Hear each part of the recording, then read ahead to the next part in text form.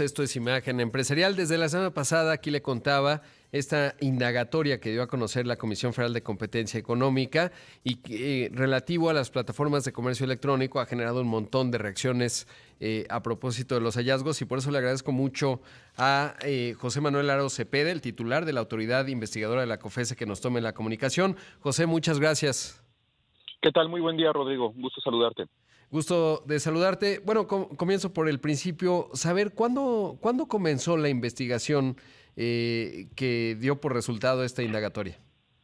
Sí, primero me gustaría comentar que para la Comisión Federal de Competencia Económica los mercados digitales son una prioridad. Así lo establecimos en nuestro plan estratégico que fue publicado en el 2022.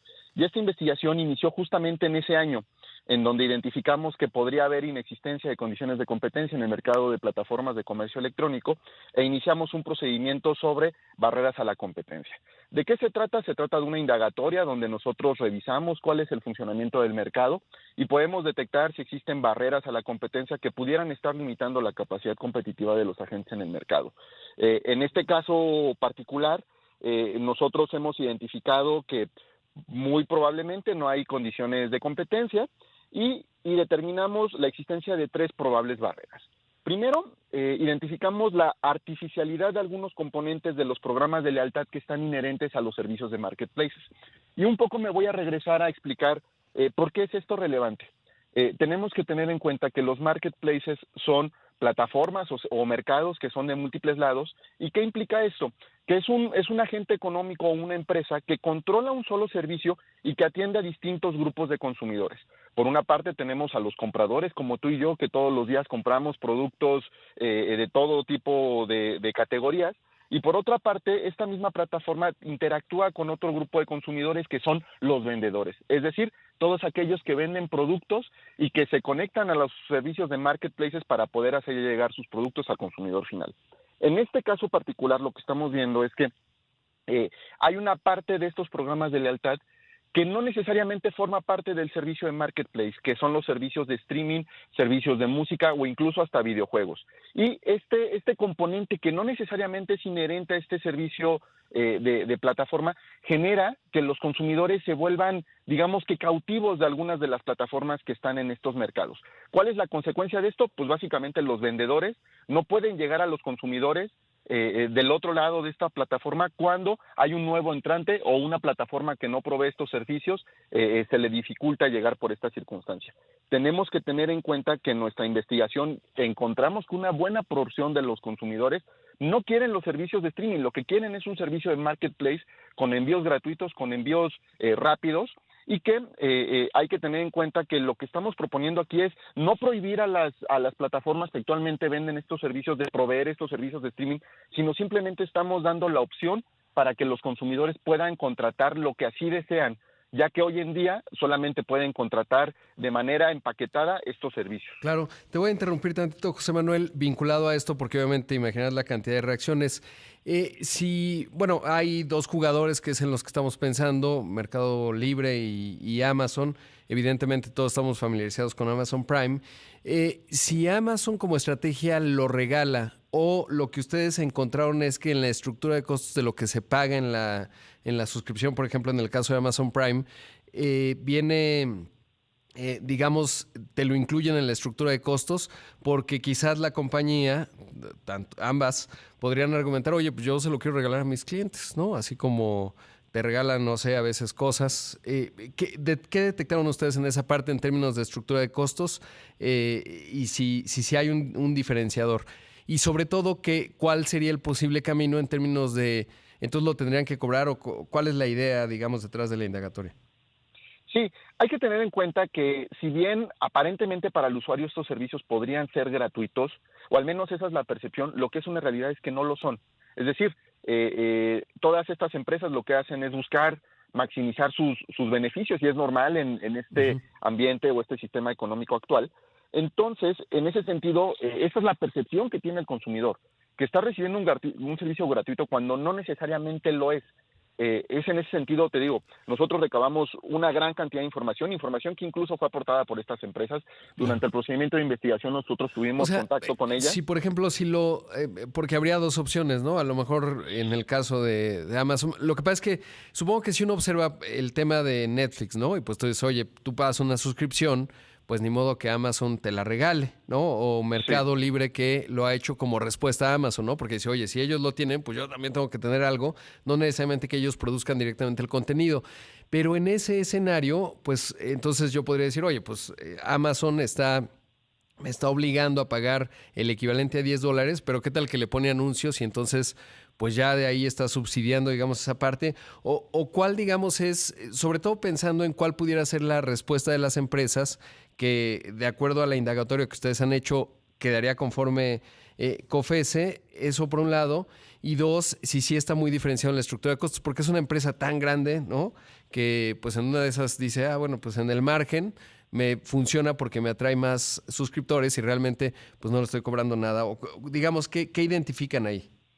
Sí, acá la alternativa que estamos proponiendo es de que estas empresas tengan la capacidad de separar de alguna manera su oferta comercial, es decir, que los consumidores al final del día tengan la capacidad de elegir si deciden contratar los dos servicios, si deciden solamente contratar el streaming o si deciden contratar solamente el servicio de marketplace.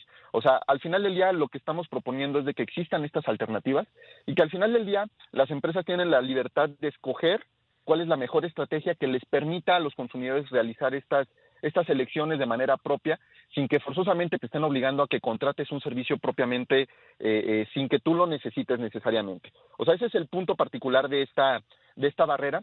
Ahora bien, hay que tener en cuenta que este es un dictamen preliminar. ¿Qué implica eso? Exacto. Les damos a las empresas un periodo de 45 días a partir de que se les notifique el documento, que eso sucedió la semana pasada, para que ellos presenten y argumenten todo lo que consideren necesario desde el punto de vista de su modelo de negocios, desde la evidencia que ellos tienen, el comportamiento de los consumidores y demás información que ellos puedan tener, para que al final del día el pleno de la comisión pueda juntar estos elementos y de alguna manera llegar con una determinación final. ¿Qué implica Claro. una determinación final? Confirmar lo que nosotros estamos estableciendo o bien realizar modificaciones a la propuesta de medidas que estamos realizando. Claro, y eso es bien importante y qué bueno que lo explicas, porque de repente queda la impresión, he estado leyendo obviamente las reacciones de muchas personas y parece que es, pues ya lo dijo la COFESE y no, y hay todo un proceso que es el que nos acabas de explicar, en donde ustedes como unidad investigadora son, digamos, no independientes, pero eso no quiere decir que el Pleno está de acuerdo. Entonces vienen estos 45 días, las empresas dicen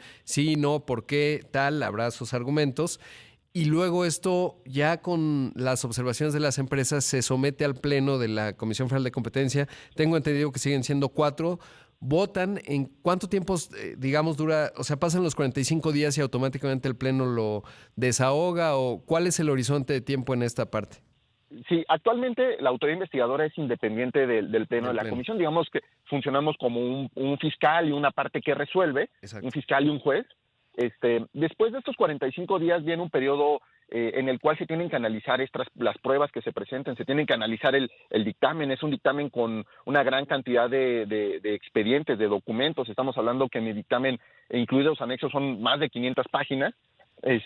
Entonces, digamos que es un periodo que tiene el Pleno para analizar todos estos argumentos, los argumentos de las partes Claro. también. Y luego viene un ¿Ese periodo. cuánto dura? Eh, eh, Ajá. Ese no tiene un periodo definido porque Ah, depende de la complejidad de los argumentos que bien. fueron presentados por estas empresas, pero una vez integrado el expediente tenemos un periodo de 60 días, el Pleno tiene un periodo de 60 días para resolver, ¿no?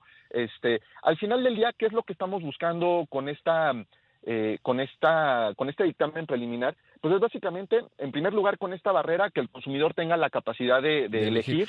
elegir qué es lo que puede contratar. Claro, José Manuel, te voy a interrumpir porque viene un corte, pero creo que es bien importante. Apenas hablamos uno de los 3 hallazgos y las 4 soluciones que están planteando ustedes como autoridad investigadora. Esta mañana está con nosotros José Manuel Aro Cepeda, titular de la autoridad investigadora de la Comisión Federal de Competencia Económica. Habíamos hablado en el primer bloque, bueno, pues la parte que ha generado más reacciones. De hecho, ahora entraba mi jefe de información a hacer preguntas con respecto al Amazon Prime y al Meli Plus, que es como se llama. Y bueno, pues ahí justo esta parte en donde nos decías, José Manuel, si entendí bien, que ustedes han detectado que no tendrían que venir vinculados el servicio de contenido bajo demanda con la suscripción para que te entreguen paquetes más rápido en ambas plataformas. Y ¿tienen algún precio, digamos? Porque ahorita estábamos viendo lo que cuesta, por ejemplo, en el caso de Amazon Prime te cobran 899 pesos.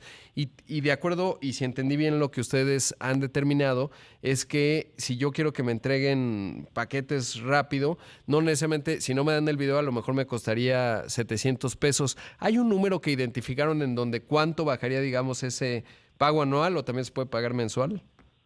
Todavía no lo tenemos identificado propiamente en nuestro expediente, porque eso implicaría de alguna manera generar una orden ¿Específica de precio? ¿Sería? específica de precio, y que es algo que no suele hacer la comisión. Claro. Hay que tener en cuenta que cuál es una de las consecuencias de que esto suceda. Como te decía hace un momento, esto es una plataforma, es un mercado. Es decir, no va a haber vendedores en una plataforma de estas si no hay compradores del otro lado. Uh-huh. Entonces, ¿qué es lo que sucede cuando tú generas un programa de lealtad y le agregas servicios que no son inherentes propiamente al servicio de Marketplace?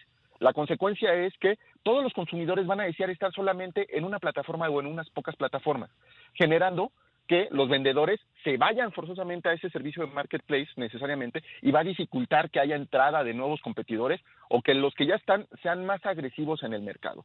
Claramente, esto preocupa desde el punto de vista de la autoridad investigadora, porque eventualmente nos puede llevar incluso a fenómenos de concentración elevada, en donde ya vamos a tener muy pocos jugadores, y claramente todos sabemos qué es lo que pasa cuando hay muy pocos agentes económicos controlando el mercado. Claro. Y, oye, y seguramente lo que dirán muchos, creo que como consumidores lo experimentamos, pues vienen las empresas de plataformas de comercio electrónico de China y de repente, yo sé que no es lo que estamos hablando, pero sí puede llegar a ser relevante. La ANTAD, por ejemplo, dice, oye, están vendiendo productos muy, muy baratos por debajo, digamos, del precio. Ahí, bueno, pues es investigaciones que tienen que ver con aduanas, etcétera, pero una suerte de dumping, ¿no? Precios artificialmente baratos. Y entonces las dos plataformas van a decir, oye, sí, está bien, pero ¿qué está pasando con esos competidores que están incurriendo en alguna deslealtad desde el punto de vista, pues, de las reglas, ¿no? No puedes vender algo debajo de su precio de producción. Sí, es un elemento que nosotros consideramos al analizar cuáles son las principales fuerzas competitivas que se encuentran de nuestro mercado. ¿Y a qué me refiero con eso? ¿Quiénes son los competidores? ¿Quiénes son los principales jugadores? Y lo que estamos viendo es que hoy en día la verdad es que las dos plataformas que nosotros conocemos bien son las que tienen una mayor participación, y después de ellas en realidad son muy, muy pequeñitos todos los participantes. Algo que me gustaría destacar es que parte de nuestro dictamen no solo analiza, digamos, que el lado del consumidor, sino también analiza del otro lado.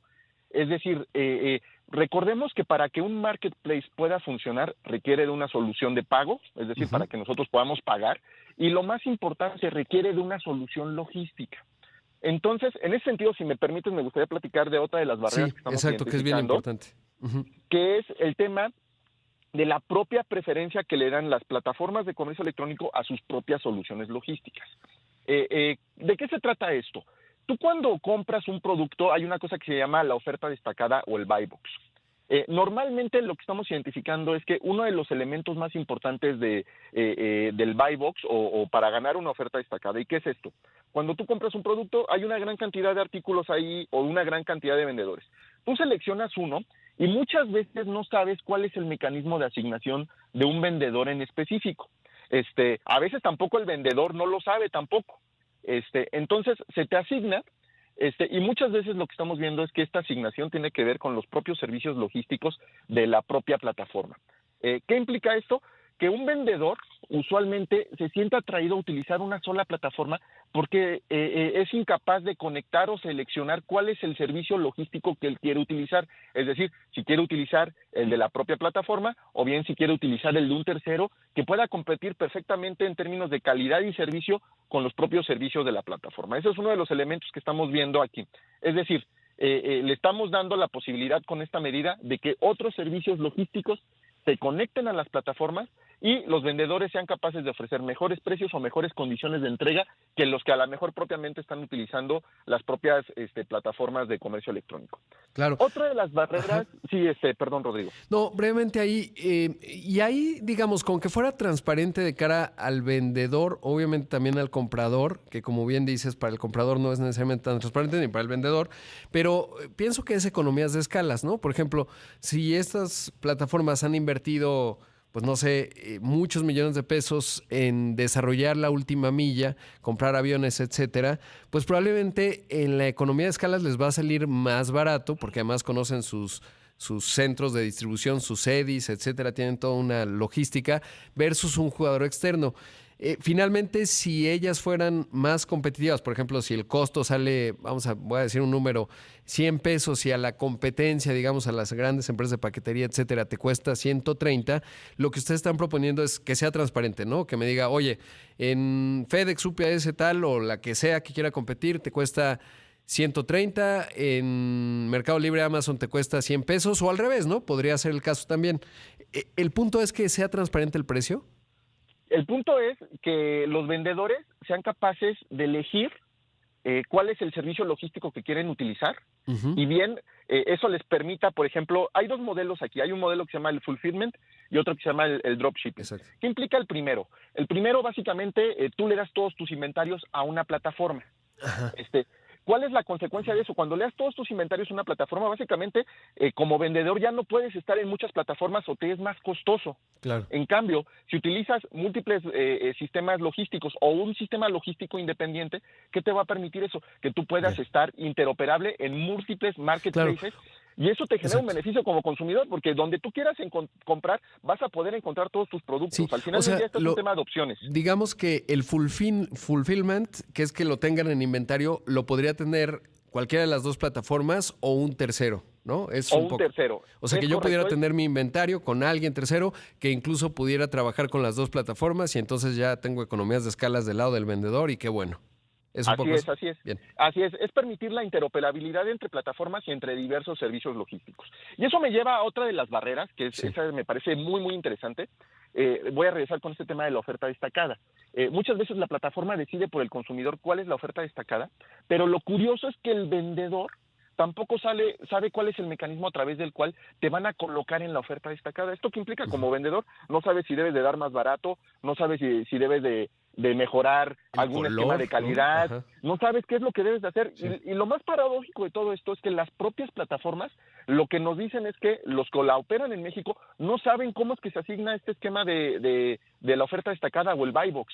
Entonces, lo que estamos proponiendo aquí es que lo hagan transparente, que las empresas que venden en estos servicios de marketplace sepan qué es lo que está pasando y de alguna manera puedan decidir cuáles son los atributos que de alguna manera te están asignando esta oferta destacada para que al final del día puedan competir y el consumidor reciba un mejor producto. Claro.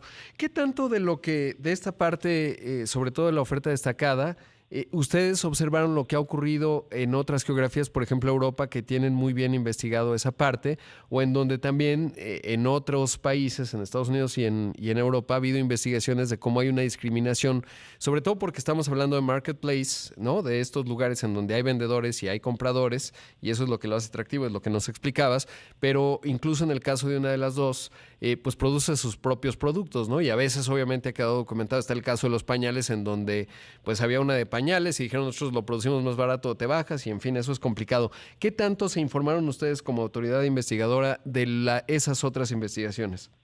Nosotros seguimos muy de cerca todos los precedentes y todos los casos a nivel internacional, justamente para evaluar cuál es la lógica económica y digamos que cuál es los precedentes que pudieran ser relevantes dentro del análisis de nuestros casos. Siempre lo estamos siguiendo y de alguna manera también forma parte del análisis que nosotros realizamos en la autoridad investigadora, en el sentido de que consideramos las mejores prácticas desde el punto de vista del análisis económico que está involucrado en este tipo de mercados, que suele ser muy, muy complejos, ¿no? Y una de las características más importantes que hemos visto, sobre todo en Europa, es que allá ya están identificando que muchas de estas plataformas requieren una regulación ex ante. ¿Por qué realizan esto? Porque están viendo que se vuelven grandes empresas que tienden a ser concentradas naturalmente, que tiende a haber pocos jugadores y que de alguna manera tiene que haber un esquema regulatorio para evitar que el consumidor pueda ser afectado por el tipo de efectos que pueden generar estos mercados de plataformas. Pues la verdad es que muy interesante, sobre todo esta investigación, ha generado muchas reacciones, pero creo que nos has explicado claramente en qué consiste, cuál fue. ¿Cuántos meses tardó la investigación? O sea, nos decías en 2022, pero entre que se acaba de publicar y empezaron, ¿cuántos meses pasaron? ¿Y cuántas personas trabajan, digamos, en una investigación de este calibre? Es una investigación que inició, si no me falla la memoria, en abril del 2022. Entonces estamos hablando de que es una de las investigaciones más breves que tenemos en la comisión. Son en días hábiles, son 3 periodos de 120 días. Y es un equipo que está a cargo de la Dirección General de Mercados Regulados, es un equipo grande de aproximadamente 30 personas en total, que en el día a día recaba información de los agentes económicos, la analiza y al final del día plasma estos elementos considerando elementos técnicos y económicos bastante interesantes y complejos, que no obstante lo que tratamos con este dictamen es hacerlo también de forma que los consumidores lo entendieran y pudieran ver de alguna manera eventualmente los tipos de beneficios que podrían generar. Claro, pues te agradezco la entrevista porque justo es parte de esa misión, José Manuel, así que gracias por ello y bueno, pues seguimos muy pendientes de este asunto. Muchísimas gracias, Rodrigo. Que tengas muy buen día. Buen día. Ahí escuchamos a José Manuel Aro Cepeda, titular de la Autoridad Investigadora de la Comisión Federal de Competencia Económica.